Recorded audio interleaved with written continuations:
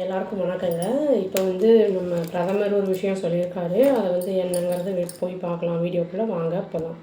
வந்து பிரதமர் மோடி என்ன சொல்லியிருக்காருன்னா, நம்ம இந்தியன் சிட்டிசன்ஸை வந்து நம்ம நம்ம மேட் இன் இந்தியா, அதாவது நம்ம நாட்டில் தயாரிக்கிற பொருட்களை வாங்குங்க. அதாவது மற்ற நாட்டில் தயாரிக்கிற பொருட்களை வந்து நம்ம வந்து யூஸ் பண்ணுறத வந்து கம்மி பண்ணிக்கணும் அப்படின்னு சொல்கிறாரு. அப்போ வந்து என்ன ஆகும்னா, எஸ்பெஷலி வந்து நம்மளுக்கு ஃபெஸ்டிவல்ஸ் டைமில் ஹோலி, தீபாவளி, கணேஷ் பூஜா இந்த மாதிரி டைம்லலாம் வந்து அந்த மாதிரி பண்ணுங்க அப்படின்னு சொல்கிறார். மற்ற ப்ராடக்ட்ஸையுமே வந்து வெளியிலேருந்து இம்போர்ட் பண்ணி வர பொருளை வந்து வாங்கி யூஸ் பண்ணுறதை கம்மி பண்ணுங்க அப்படின்னு வந்து சொல்கிறாரு. ஏன்னா நம்ம நாட்டோட எக்கனாமியும் வந்து இம்ப்ரூவ் ஆகும்.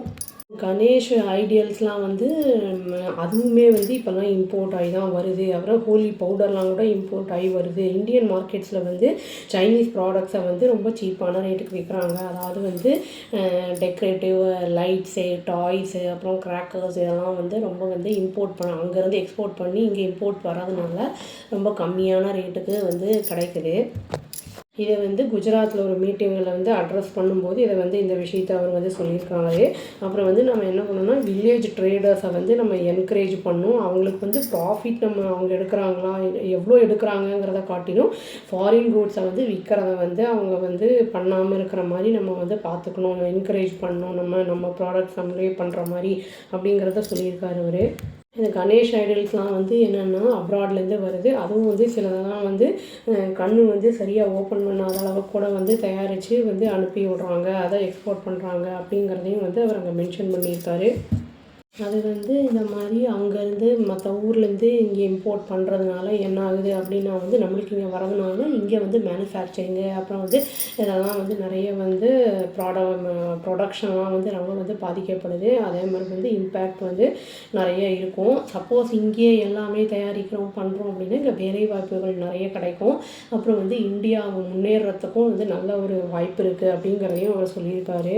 அவர் என்ன சொல்லியிருக்காருன்னா, நான் வந்து ஒரு ஆஸ் அ சிட்டிசனாக வந்து நான் வந்து உங்களுக்கு வந்து ஒரு டாஸ்க் வந்து சொல்கிறேன். இந்த மாதிரி தினமும் உங்கள் வீட்டில் வந்து 24 ஹவர்ஸில் எவ்வளோ ப்ராடக்ட்ஸை வந்து நீங்கள் ஃபாரின் ப்ராடக்ட்ஸ் யூஸ் பண்ணுறீங்கன்னு பாருங்கள் அப்படின்னு வந்து சொல்கிறாரு. அதில் வந்து நம்மளுக்கே தெரியாமல் ஹேர் பின், கோம்பெல்லாம் கூட வந்து இதில் ஃபாரின் மேடாக இருக்குது அப்படிங்கிறதையும் வந்து அவர் சொல்லியிருக்காரு. அதாவது ஆப்ரேஷன் சிந்தூர் அப்படிங்கிறது வந்து என்னென்னா, சும்மா வந்து வெறும் ஆர்ம்டு ஃபோர்ஸஸ், அதாவது செக்யூரிட்டி அவங்களோட பொறுப்பு மட்டும் கிடையாது. இந்தியாவை நம்ம வந்து சேவ் பண்ணணும், இந்தியா நம்மளுக்கு வந்து நல்லா க்ரோ ஆகணும், நல்லா வந்து ஒரு வல்லரசாக ஆகணும் அப்படின்னா வந்து நம்ம இந்தியாவில் இருக்கிற அத்தனை மக்களும் சேர்ந்து வந்து இதை வந்து பொறுப்பெடுத்து எல்லாம் பண்ணால் தான் நம்மளுக்கு வந்து இந்தியா நல்லா முன்னேற்றம் அடையும் அப்படிங்கிறத அவர் சொல்லியிருக்காரு. 140 crore சிட்டிசன்ஸுக்கும் இதில் வந்து பொறுப்பு இருக்குது அப்படிங்கிறத வந்து அவர் சொல்லியிருக்காரு. இது வந்து போக தான் தெரியும் எப்படி வந்து இம்போர்ட்லாம் ஆகுதா என்ன ஏது அப்படிங்கிறதெல்லாம். ஆல்ரெடி வந்து டர்க்கியெல்லாம் வந்து இம்போர்ட் பண்ணுறதை கம்மி பண்ணிட்டாங்க. பங்களாதேஷோடதையும் பாதி ப்ராடக்ட்ஸை கம்மியாகிடுச்சு. இனி பார்த்தா தான் தெரியும், வெயிட் பண்ணுவாங்க. அவ்வளோதான். Thank you. Please do like, share and subscribe our channel and click the all option and tap the bell icon. Thank you.